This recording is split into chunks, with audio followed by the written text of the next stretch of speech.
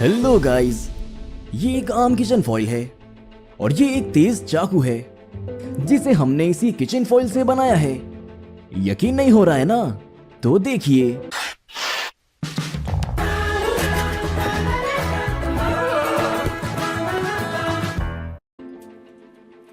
सबसे पहले हमने 3 सेंटीमीटर मोटी लकड़ी का टुकड़ा लिया और इस पर फॉइल को लपेट दिया।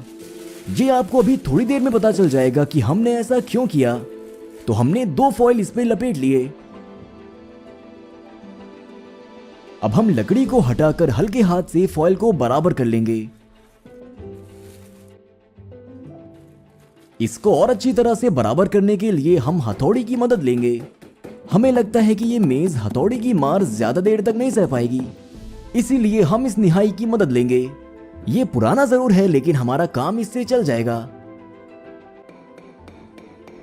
हमारा प्लान ये है कि अगर हम इस पर बहुत देर तक और बार बार हथौड़ी से मारेंगे तो फॉइल की परतें एक दूसरे में चिपककर एक मोटी प्लेट बना देंगी। इसलिए हमने इस पर काफी मेहनत करी।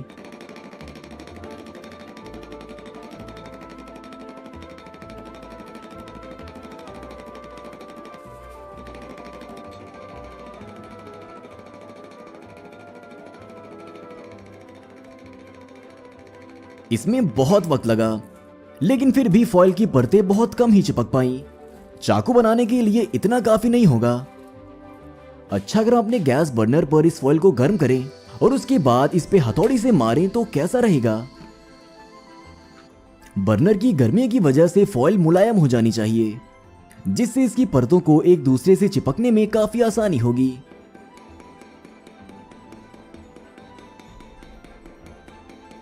पहले तो हमें इसका कोई असर नहीं दिखाई दिया, लेकिन कुछ ही देर बाद फॉइल वाकई में पिछली बार से भी ज्यादा बेहतर तरीके से चिपक गई। वैसे हथौड़ी की आवाज की वजह से हम और हमारे पड़ोसी दोनों बहुत परेशान हुए।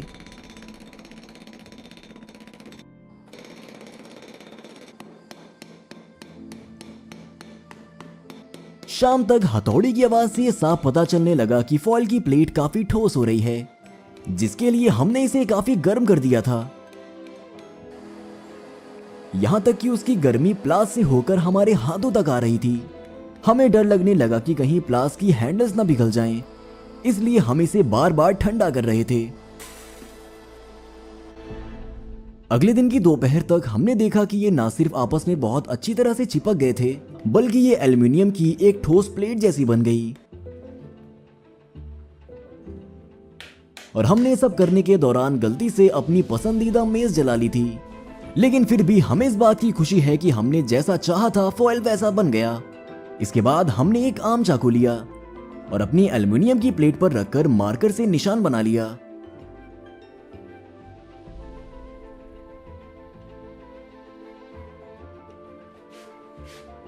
फिर हमने इस छोटे से शिकंजे में प्लेट को फंसा दिया।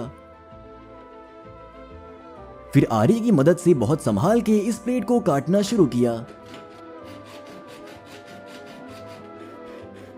यह एक बहुत ही मुश्किल काम था, क्योंकि एल्युमिनियम प्लेट को काटना काफी मुश्किल होता है। लगभग 1 घंटे के बाद हमारा चाकू तैयार है, जो कि अब असली चाकू जैसा दिखने लगा है। लेकिन अभी भी इसमें करने के लिए बहुत काम बाकी था। हमारा चाकू काफी मोटा था, तो हमने पेचकस की मदद से इसकी कुछ परतें कम कर दी। इसके बाद हमने चाकू को तेज करने वाले हिस्से को बराबर करने के लिए दोबारा बर्नर जलाकर इसे गर्म किया, क्योंकि इससे चाकू में धार करने का काम आसान हो जाएगा। ये तो अभी से ही काफी अच्छा दिख रहा है। हम तो इसको अभी ही कैंपिंग पर ले जा सकते हैं, लेकिन इसके किनारे अभी भी चिकने हैं और अच्छे नहीं दिख रहे, इसलिए हम इसे रेती की मदद से और घिसेंगे।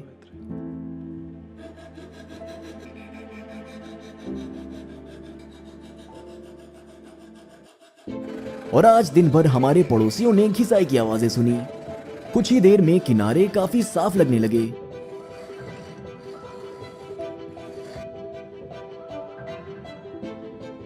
हमने कॉर्क के एक टुकड़े और रेगमाल की मदद से इसको चिकना करने के लिए एक छोटी सी चीज बनाई।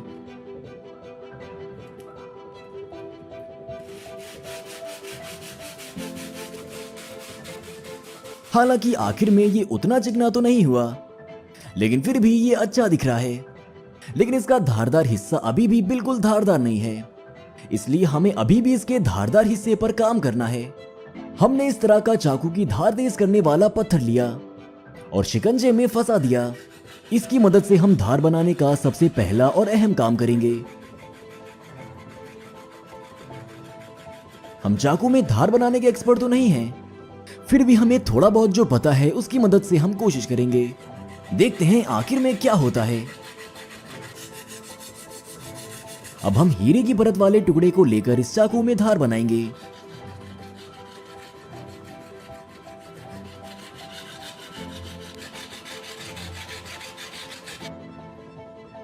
इसके बाद हमने धार को और अच्छी करने के लिए 220 से लेकर 2500 तक के दानों वाले बहुत सारे रेगमाल का इस्तेमाल किया।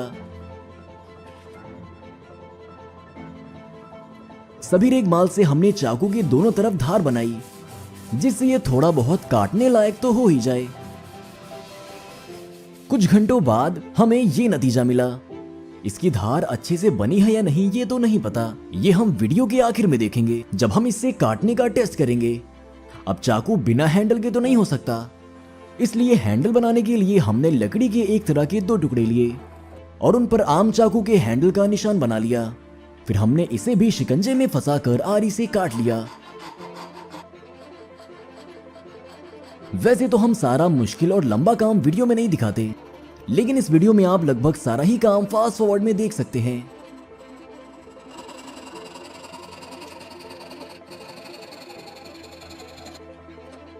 लकड़ी एल्युमिनियम के मुकाबले काफी आसानी से कट गई। सिर्फ 20 मिनट के बाद ही लकड़ी के दोनों हैंडल्स तैयार हो गए। देखिए, ये तो बिल्कुल असली चाकू जैसा दिख रहा है, लेकिन आदि मानव के चाकू जैसा। इसके बाद हमने हैंडल के हर हिस्से में ड्रिल मशीन की मदद से छेद बनाए और इनकी जरूरत के मुताबिक मोटी कीलें इनमें लगा दी। सबसे पहले नीचे वाले छेद में हमने कील कुछ इस तरह से लगाई, फिर दोनों तरफ से इसके बचे हुए हिस्से को काट लिया।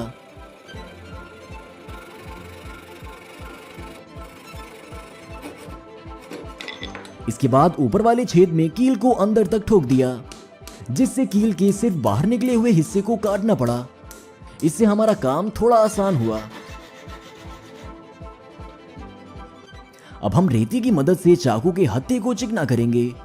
लकड़ी पर यह काम काफी आसानी से हो रहा है और इस पर काम करना इतना मुश्किल नहीं है। अब हम इसको छोटी रेती से चिकना करेंगे।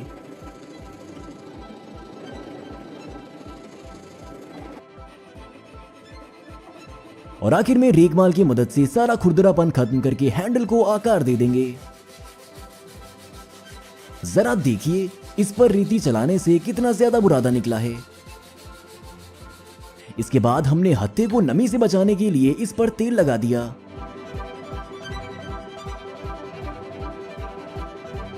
अब आता है हमारे एक्सपेरिमेंट का सबसे अहम पड़ाव।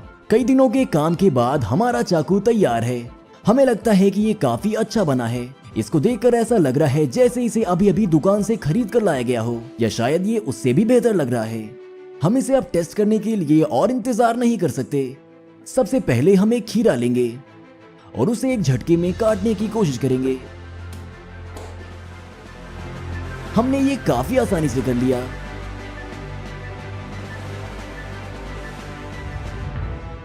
अब खीरे के साथ साथ दूसरी सब्जियों को भी कटिंग बोर्ड पर काट कर देखते हैं।